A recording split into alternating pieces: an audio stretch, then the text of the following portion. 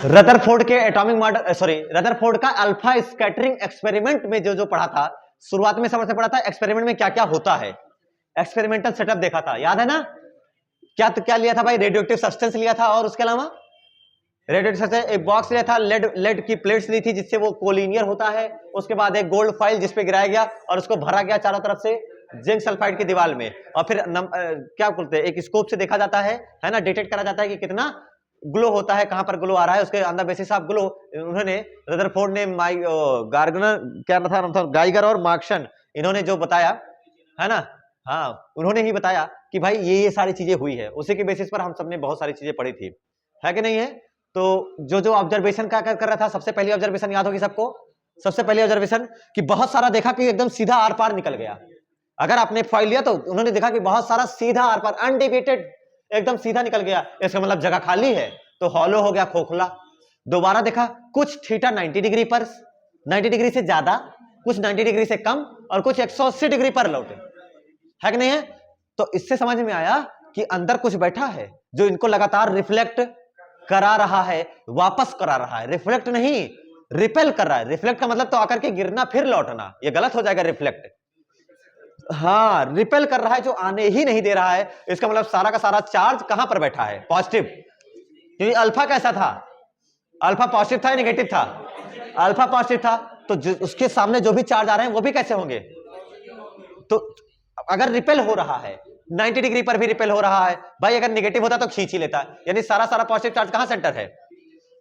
सारा सारा positive centre पे बैठा है, और लगभग जब पूरा खोखला ही है, हॉलो ही है, तो इसका मतलब है मोस्टली मास कहां बैठा होगा? सेंटर पर ही बैठा होगा। ये यहां से पता चला। तीसरा, अलग अलग नेचर रखा, अलग अलग फाइल बदला, फाइल बदला तो उन्होंने देखा कि नंबर ऑफ स्कैटर्ड पार्टिकल्स भी अलग अलग बदलते जा रहे हैं, इसका मतलब है सबका सबका पॉजिटिव चार्ज अलग अलग होता है, और मास भी अलग अलग होता है। उसके बाद इसी में उन्होंने क्या बताया, ऑर्डर क्या होता है? ऑर्डर क्या होता है? न्यूक्लियस, जिसका नाम दिया उन्होंने न्यूक्लियस, और पॉजिटिव का नाम प्रोटॉन दिया, न्यूक्लियस का ऑर्डर क्या बताया? 10⁻⁻14। और परमाणु का ऑर्डर क्या बताया? 10⁻10।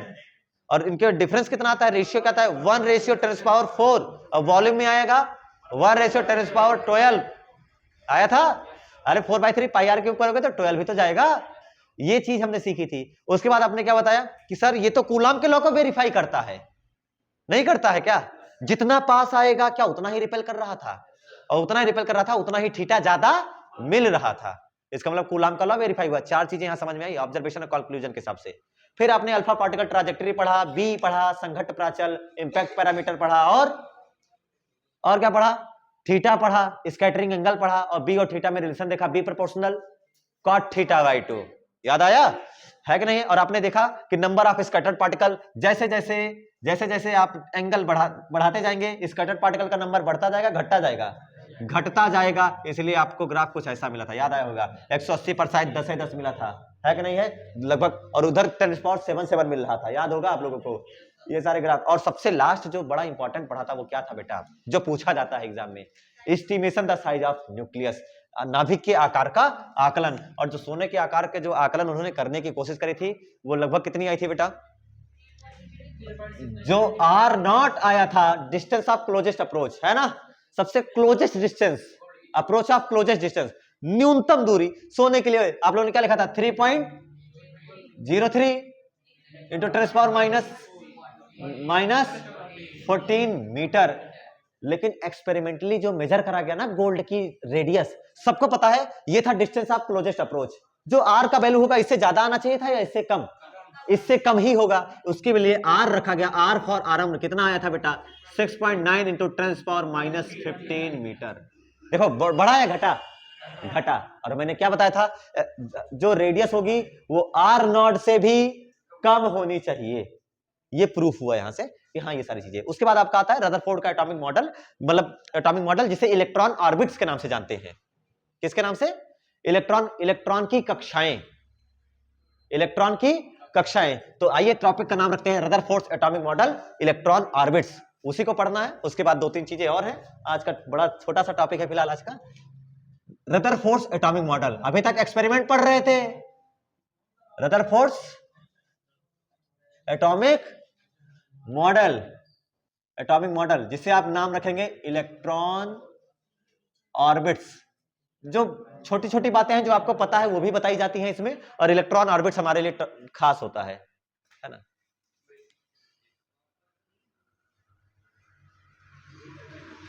ठीक है, इलेक्ट्रॉन ऑर्बिट्स।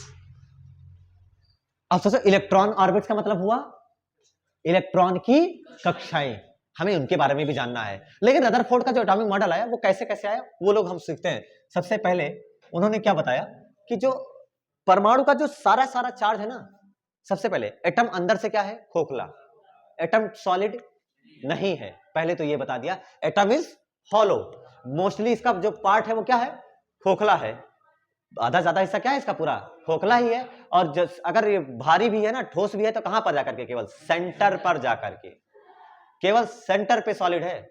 और सेंटर पे उसकी सॉलिडिटी पढ़ोगे आगे चल करके, जिसे डेंसिटी के नाम से जाना जाता है। न्यूक्लियस की डेंसिटी 10⁻17 किलोग्राम पर मीटर क्यूब के अप्रॉक्स आती है। सोचो कितना ज्यादा डेंसर है। वाटर वगैरह कितना डेंसर है, 10⁻3। एक मीटर क्यूब में कितना पानी आता है, 1000 लीटर, 10⁻3 आता है। और न्यूक्लियस की डेंसिटी क्या है, 10⁻17।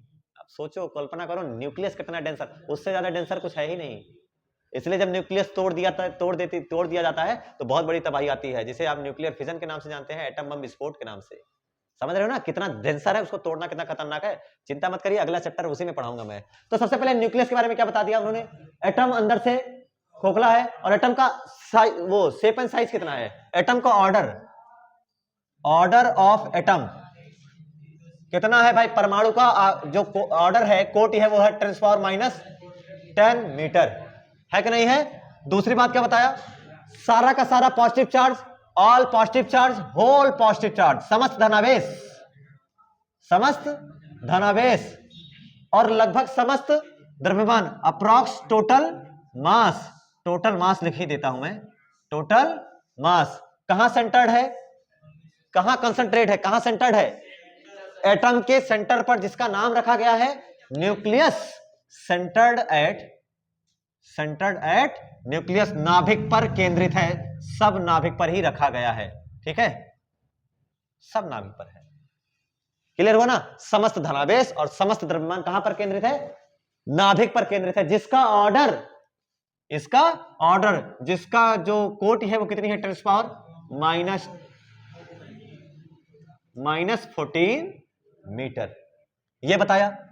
तीसरा क्या बताया, इसके बाहर, न्यूक्लियस के बाहर इलेक्ट्रॉन बैठे हैं, नाम क्या है, इलेक्ट्रॉन ऑर्बिट्स, इलेक्ट्रॉन की कक्षाएं। इसी नाभिक के बाहर कौन बैठे हुए हैं, इलेक्ट्रॉन, जो कि सर्कुलर ऑर्बिट्स में चक्कर लगा रहे हैं। आउटसाइड न्यूक्लियस के बाहर, लेकिन किसके अंदर, न्यूक्लियस के तो बाहर, लेकिन किसके अंदर, एटम के अंदर। आउटसाइड न्यूक्लियस क्या कर रहे हैं भाई, इलेक्ट्रॉन रिवॉल्व कर रहे हैं, चक्कर लगा रहे हैं। रिवॉल्व इन कौन सी कक्षाओं में, सर्कुलर ऑर्बिट्स, वृत्ताकार कक्षाओं में चक्कर लगाते हैं।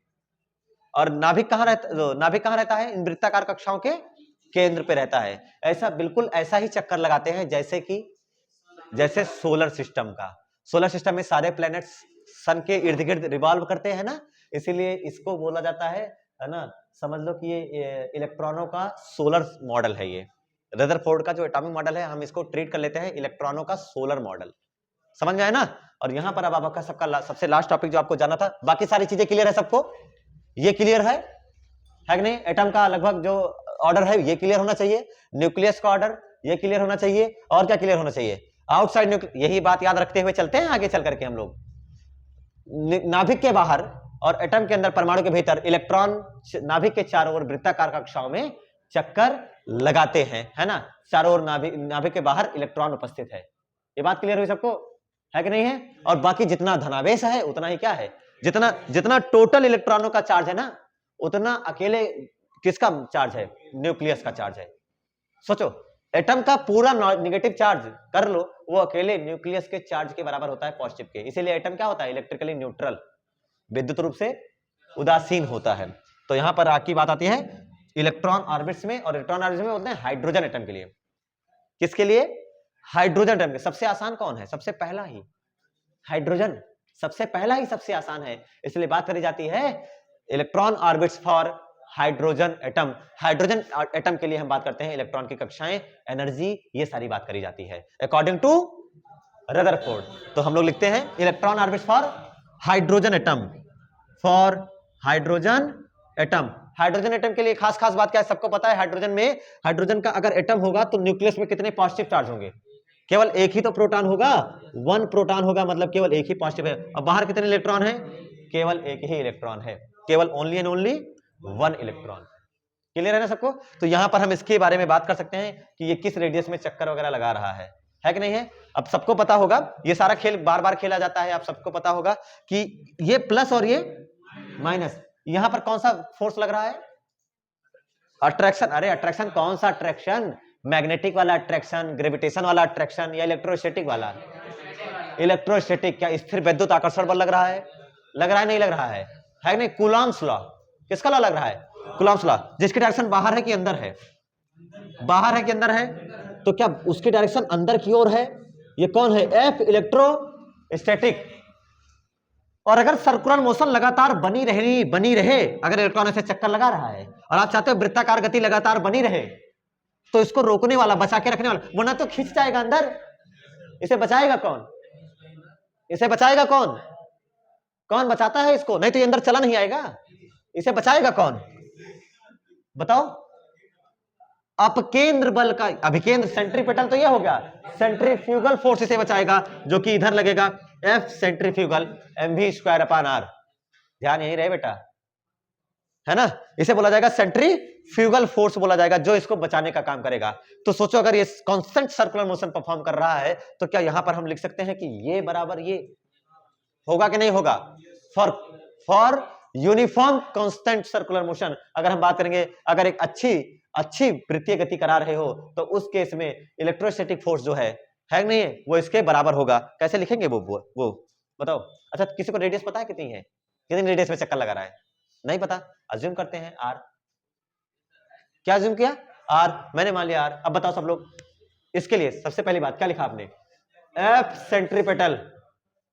F centripetal. अभिकेंद्र बल की जगह कौन ले रहा है? इलेक्ट्रोस्टैटिक ना? इलेक्ट्रोस्टैटिक मतलब स्थिर वैद्युत बल, ये इक्वल टू होगा एफ सेंट्रीफ्यूगल के अपकेंद्र बल के, है कि नहीं है? अपकेंद्र बल के एफ सेंट्रीफ्यूगल। सेंट्रीपिटल की जगह कौन आया?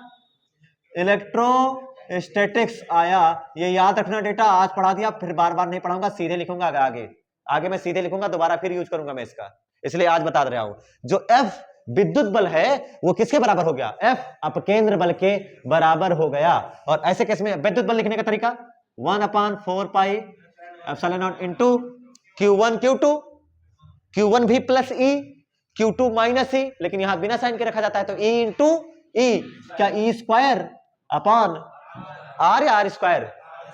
R² equal to centrifugal force का फार्मूला जानते हो?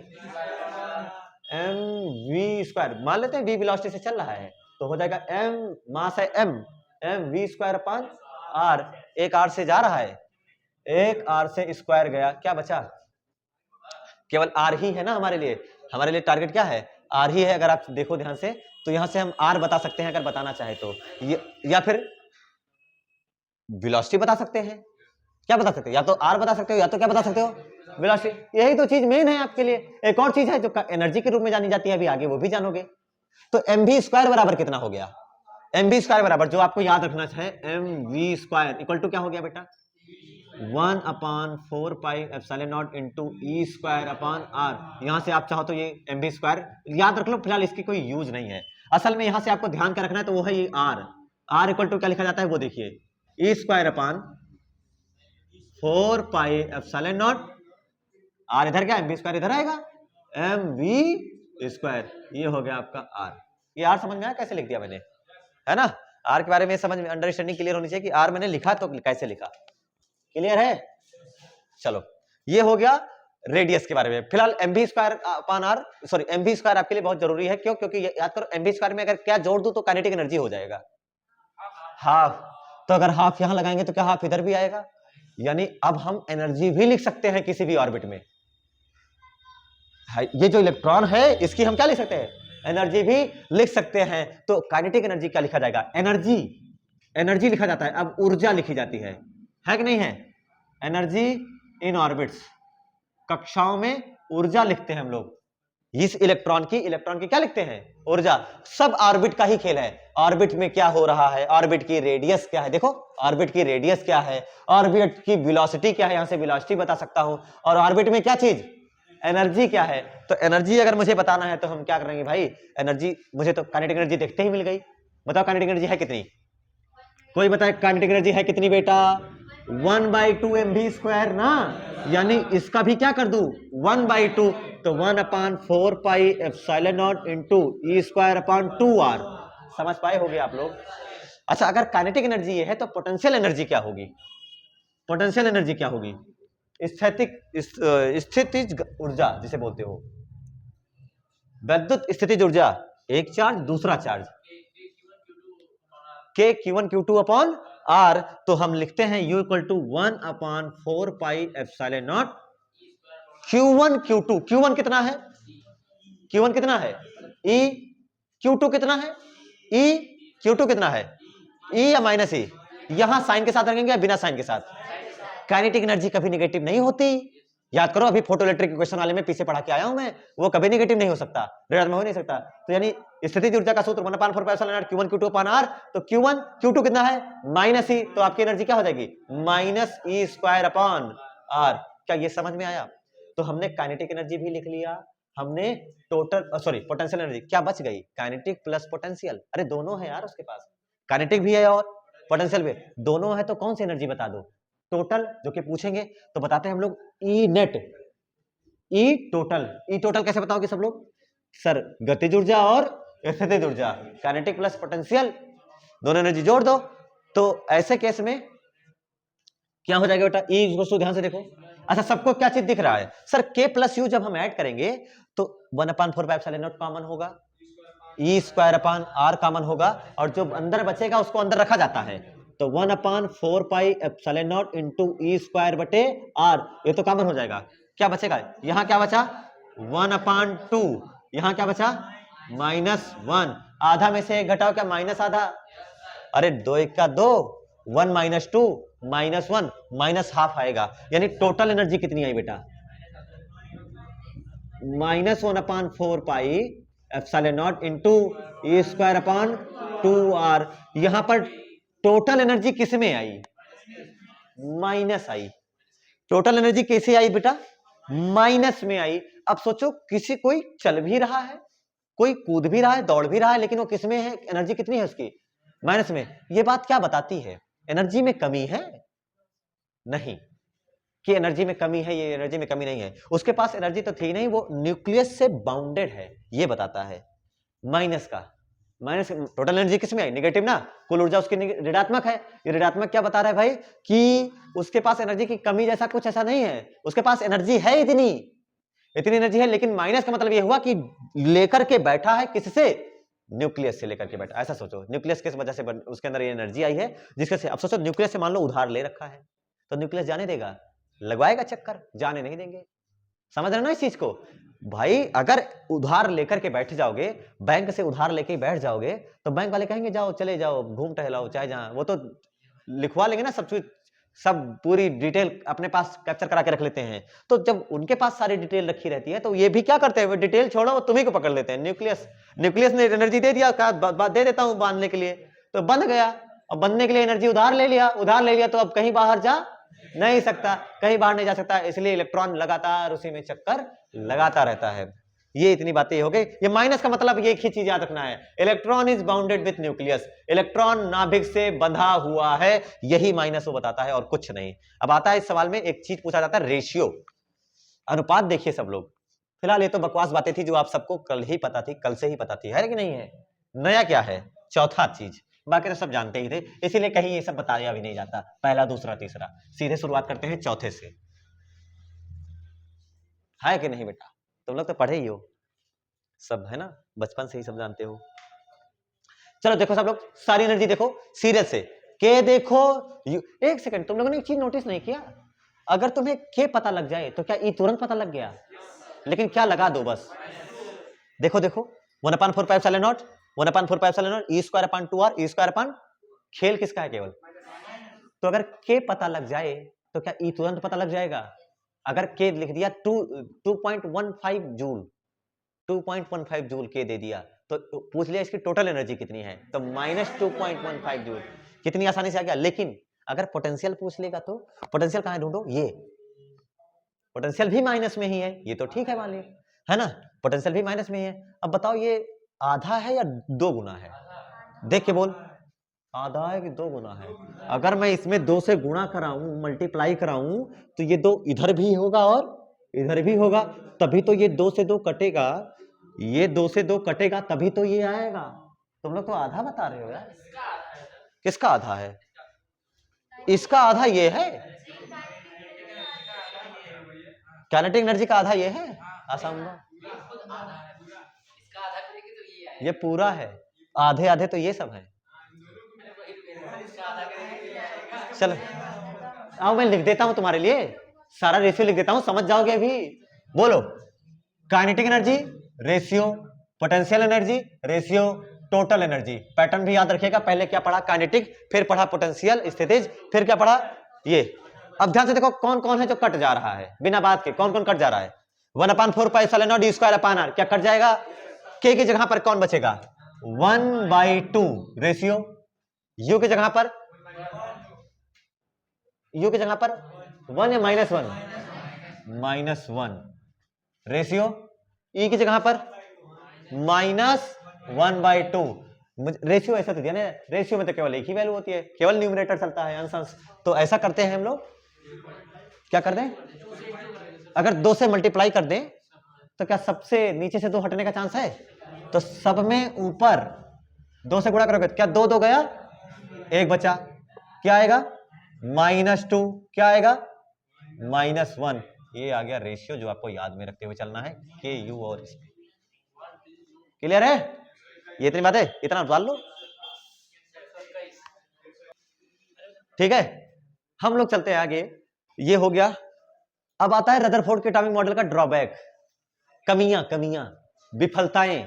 लेकिन विफलताएं से पहले सफलताएं जान लो। सफल, अच्छा ये बताओ किसमें किसमें सफल हुआ होगा। क्या इसमें ये बहुत अच्छे से बता दिया कि सारा निगेटिव अलग बाहर है और सारा पॉजिटिव एक जगह सेंटर है। तो क्या इसके वजह से टोटल पॉजिटिव बराबर टोटल निगेटिव, तो क्या न्यूट्रलिटी उदासीनता को समझा पाया, उदासीनता बता पाए नहीं बता पाए, ये इसमें सफल हो गए। उदासीनता में ये क्या हो गए, सफल हो गए। और किसमें सफल हुए, प्रोटॉन की खोज कर दिया इन्होंने, न्यूक्लियस की खोज कर दिया, इन सब चीजों में सफल हो गए भाई, इसमें कोई दिक्कत नहीं। यहां तक कि फोटो इलेक्ट्रिक एमिशन को समझा पाए, फोटो इलेक्ट्रिक एमिशन को समझा पाए, कैसे, प्रकाश विद्युत उत्सर्जन जो इससे पहले पढ़ के आए हो। अब सोचो लाइट आकर के गिर रही है तो यहां से क्या डिफाइन होता है, लाइट आकर के गिरी खूब सारी एनर्जी लेकर के, अब इलेक्ट्रॉन के पास एनर्जी में कमी, अभी पढ़ा था तुम लोगों ने, इलेक्ट्रॉन के पास नेगेटिव एनर्जी है। अब बाहर से जब एनर्जी मिलेगी तो एनर्जी हो जाएगी पॉजिटिव, तभी तो वो छोड़ करके वो वाला सेंटर क्या आगे जा सकता है, होगा कि नहीं, ऐसा होगा, तभी तो वहां से वो हट सकता है, नहीं हट सकता है। ऐसे केस में इन्होंने बताया कि देखो फोटो इलेक्ट्रिक एमिशन भी ये सब प्रूफ कर पाए। और दूसरा अल्फा स्कैटरिंग ऑब्जर्वेशन जो था, प्रेक्षण था, उसके सारी चीजों को सत्यापित कर दिया सब कुछ। तो यहां पर ये सफलता बहुत अच्छे से पाए इन सब सारी चीजों को। सबसे बढ़िया तो उदासीनता वाला, न्यूट्रलिटी को बहुत अच्छे से एक्सप्लेन किया इन्होंने, और कोई कर ही नहीं पाया, लेकिन शुरुआत इन्होंने की तो इन्होंने बताया। इसके बाद आती है विफलताएं, कि ये विफलताएं क्या है। एक चीज याद रखना, इन्होंने क्या बताई थी, इलेक्ट्रॉन नाभिक के चारों ओर, न्यूक्लियस के चारों ओर वृत्ताकार कक्षाओं में चक्कर लगाते हैं। अब उसी कॉन्सेप्ट को हम लोग याद करते हैं और ड्रॉबैक की तरफ चलते हैं, है ना। Limitations of Rutherford model, Rutherford के मॉडल की सीमाएं, कमियां, विफलताएं, है ना, ड्रॉबैक, कमियां, रदरफोर्ड की ड्रॉबैक देखने चलते हैं। सबसे पहला आप लोगों ने याद कर रखा है कि क्या याद कर रखा है, ये पॉजिटिव न्यूक्लियस, ये electron outside the atom circular orbits में रिवॉल्यूशन कर रहा है, चक्कर लगा रहा है, ये सब हमको याद है। अब इसमें हमें क्या ध्यान देना है कि जो आप लोगों ने पढ़ा था सर्कुलर मोशन क्लास 11th में, वहां आपको बताया गया होगा सेंट्रीपिटल एक्सीलरेशन, अभिकेंद्र त्वरण A=v²/r, वो पढ़ा होगा।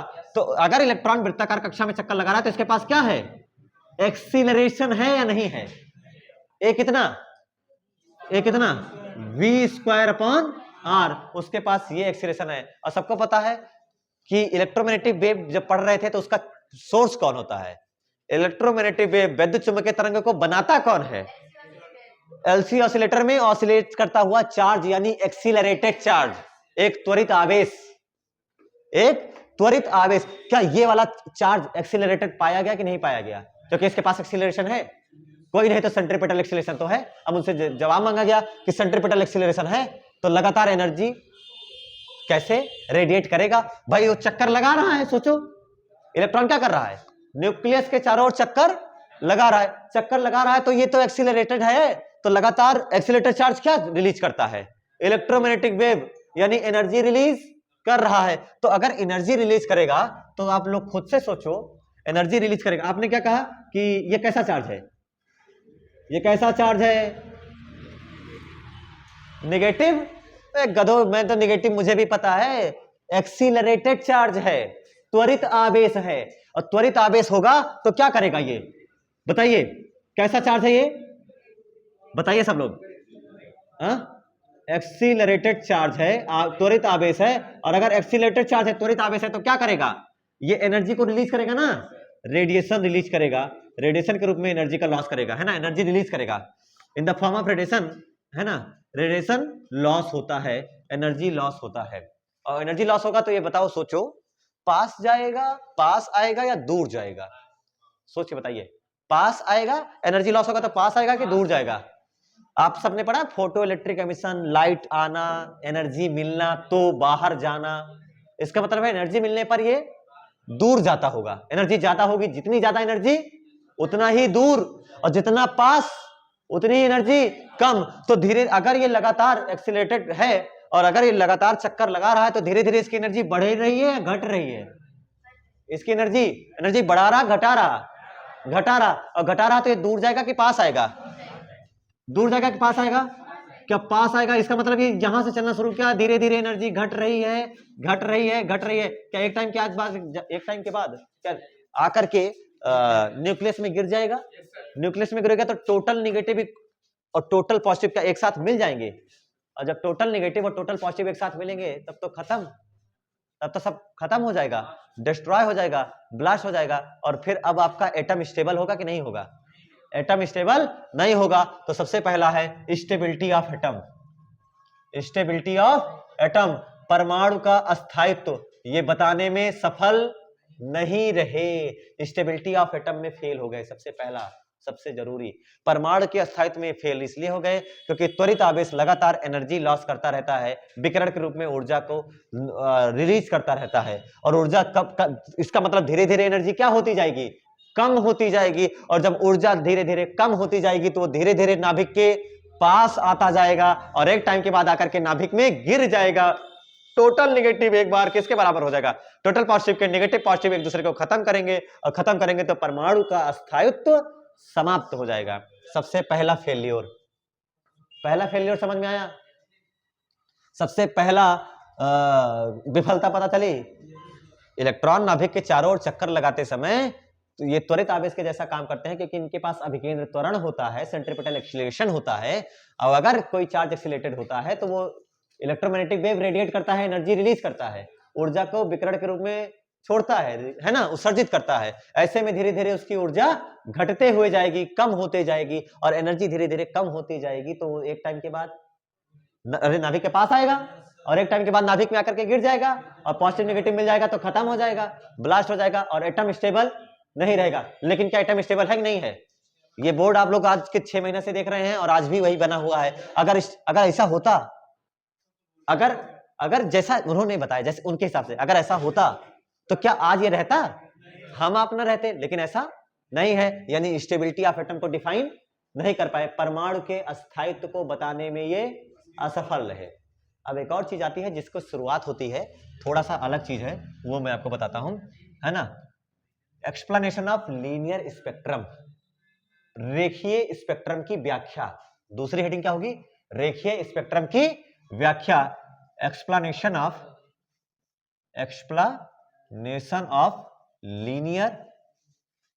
Linear spectra.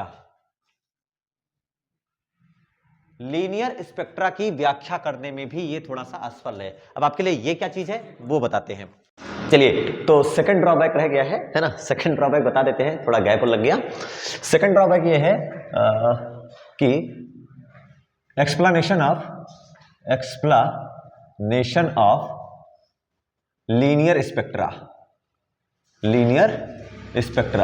लीनियर स्पेक्ट्रा की एक्सप्लेनेशन करने में बोहर का रदरफोर्ड का जो एटॉमिक मॉडल है वो फेल रहा है। उनके हिसाब से क्या हुआ कि न्यूक्लियस के अराउंड इलेक्ट्रॉन रिवॉल्व कर रहे हैं और रिवॉल्व करते दौरान वो धीरे धीरे एनर्जी लॉस करते हुए न्यूक्लियस की तरफ बढ़ रहे होते हैं। और ऐसे केस में क्या होता है कि जब वो एनर्जी लॉस कर रहे हैं तो जो लॉस करेंगे in the form of radiation, जिसे हम लोग HNU लिखते हैं। क्लियर है?